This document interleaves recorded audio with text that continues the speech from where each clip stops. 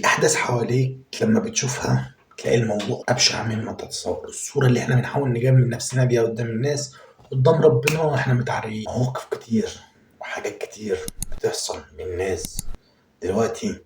هو فكر اللي أنا لما بخبي عن اللي حواليا أو محدش يشوفني، ده في حد ذاته أنا نفدت من العقاب. طب وعقاب ربنا فين؟ ربنا شايف، ربنا شايفني وشايف طالع.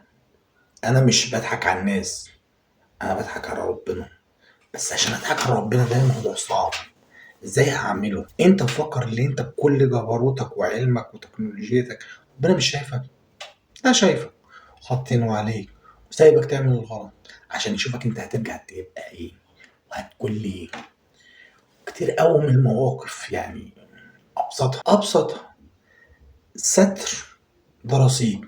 ساعتها لما بيخلص من عليك بتلاقي القدر جاي، متعرفش تاخده ولا حتى تعرف تخلص منه.